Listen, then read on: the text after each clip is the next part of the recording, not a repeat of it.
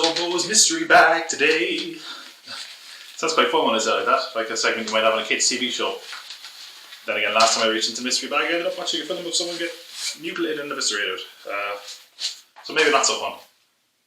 It seems to be a full deck of cards. It looks a little bit dirty as well, like not like a nudie deck dirty. Although maybe next time Zobo send me that instead of a blood dripping knife. You might wonder why I have the knife. She's told me choose these at random and let the knife guide you. So I can only guess that means one thing. I'm going to have to throw these into the air and pierce the knife. Pierce them with the knife, not pierce the knife with the cards. Although that would be a cool magic trick. But there's nothing cool about this, is there? Okay. My hand-eye coordination sucks. I'm going to have to do this more than once.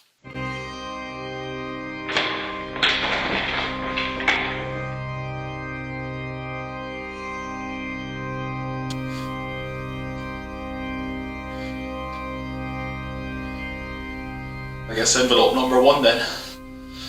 What the fuck?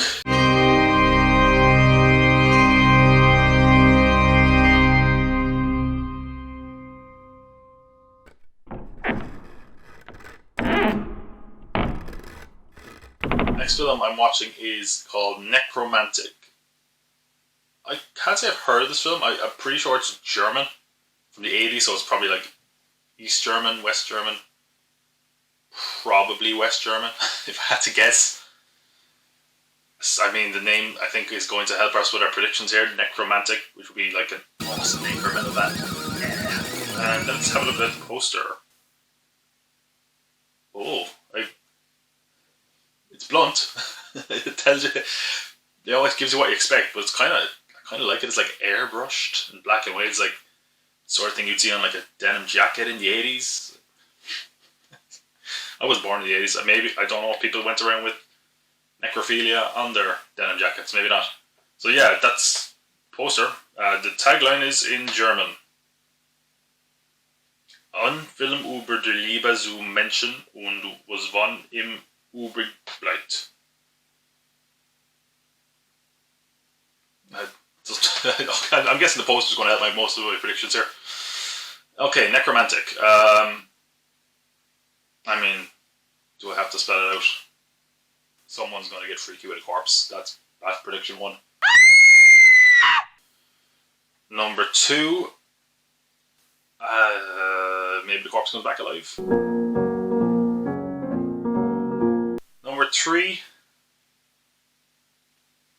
I'm going for a weird comedy. There's going to be like a love triangle. Between the corpse, a woman, and her boyfriend.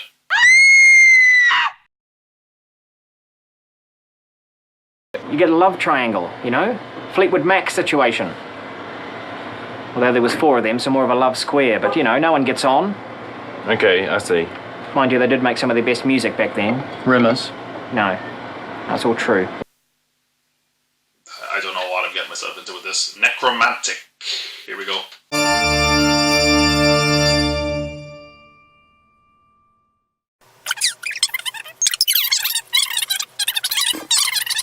Oh my god.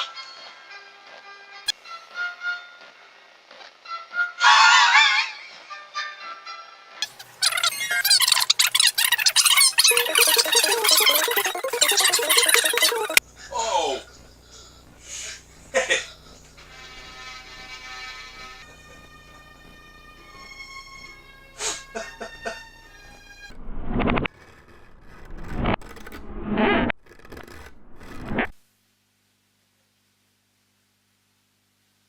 So, unlike the last movie, where I didn't know what I was getting into with Guinea Pig, I knew exactly what I was getting with Nekromantic. Also, unlike Guinea Pig, it has a few more artistic elements and a loose story. Like, that is to say, there's some good shots, shocking imagery, certainly.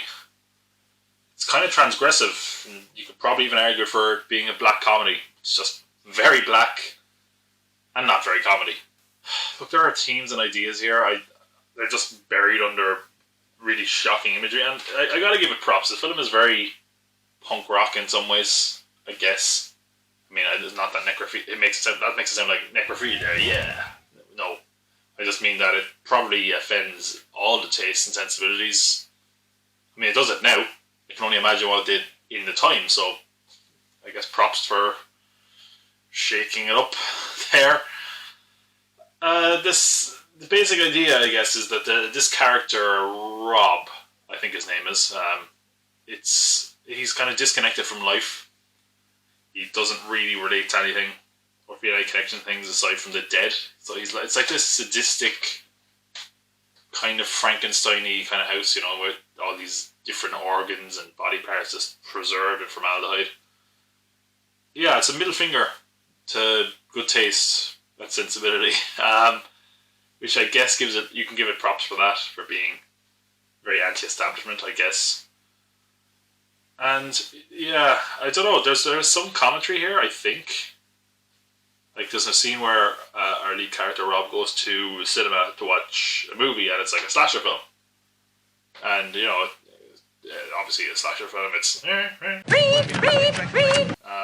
and he's like not really watching the movie, and the people all around him are just kind of mindlessly watching it, not really thinking about the implications. So maybe that's a commentary on like, hey, we don't consider the consequences of actual violence. And here we go looking at a slasher film, all this horror and violence, and yeah, if it was real horror and real death, maybe you'd feel differently. And in this film, this is closer to what real death would be like. I don't know. Maybe I'm just trying to find depth here, where there isn't any. I don't know. The story is about a guy who cleans up bodies at accidents. His organisation kind of like, you know, if someone dies in a car crash, they'll come collect the body. Bring out your dead! Here's one. Ninepence. I'm not dead. Yeah, obviously, naturally, that brings him into contact with dead bodies, which is good for him because him and his girlfriend are necrophiliacs. You know, it's lovely that they found each other. You know, it's a real love story in some ways. They've got like body parts preserved. They take baths in blood. Probably good for your skin. I don't know. Is that the next hot beauty tip? Bath in blood, maybe. You know, they're just your regular, ordinary couple with a picture of Charles Manson on their wall for some reason. Maybe they're fans of Mindhunter. Okay, let's not judge. There's also kind of an illusion that he might be trying to come to like contact with dead things to, you know, overcome a fear of death. Like at one point there's a psychologist talking like, oh, well, we come into contact with stuff that we fear and it worked to overcome it. Like someone was on with a spider. He comes into contact with dead things, dead people. Maybe he's trying to be very, very extreme, overcome a fear of mortality. I don't know. I think there is a sort of illusion to that, but I don't know if it's fully formed. He brings the body back to the apartment, and yeah, it lives up to its name. The most awkward, messed up sex scene I've ever seen.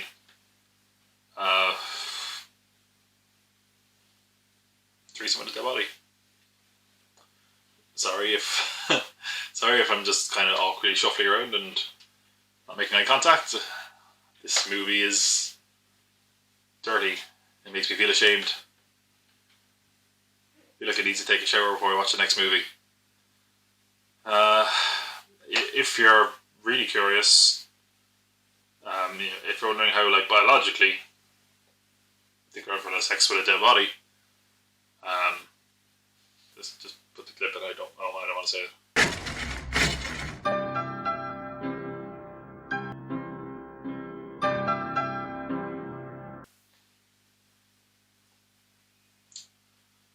Back to safe sex, folks. I thought the movie was going to go with that kind of falling in love with a corpse angle. It kind of does, to a certain degree. He loses his job. She runs away and takes Corpsey with her. What woman wouldn't? Run off with her man into the sunset. He kills a cat, bathes in its blood and organs. You know, he does a kind of Jason style, puts it in a bag and just...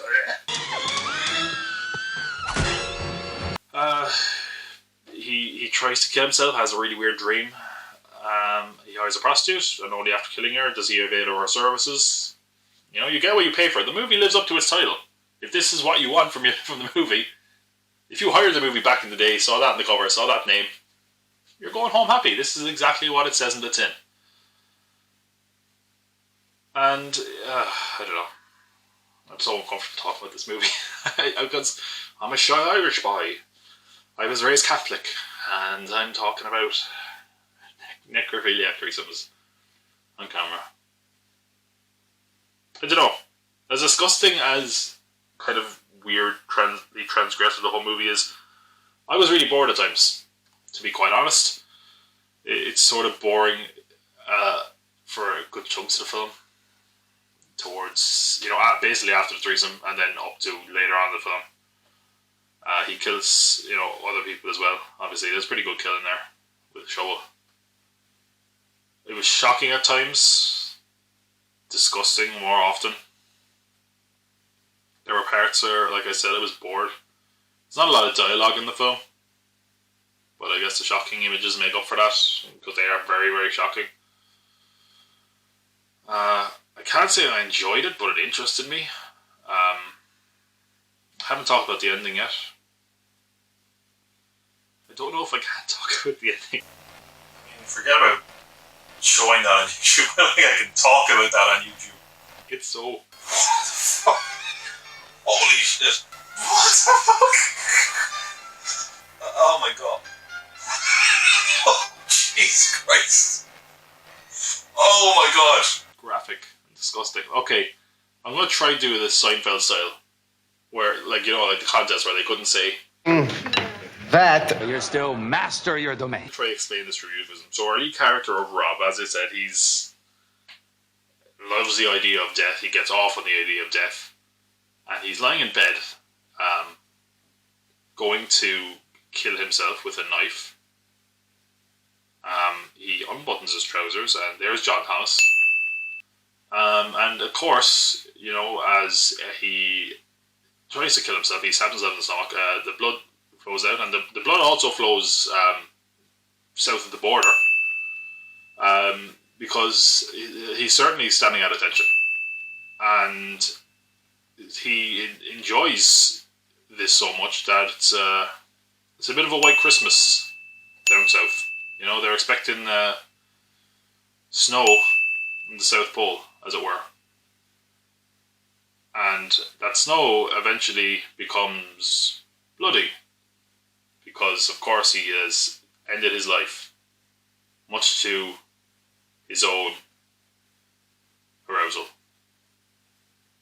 If you don't understand what I just said, that's fine. I'm not going to say what it is. I'll recreate it somehow, in the dark, probably totally ashamed of myself that this is what my life has become. It's an experience. I've seen it. I think it'll be a weird bit of trivia at a party to say, hey, I saw a film with a necrophiliac threesome. If I have to give Nekromantic a rating, I'd say it would fit right in with your weird porn collection.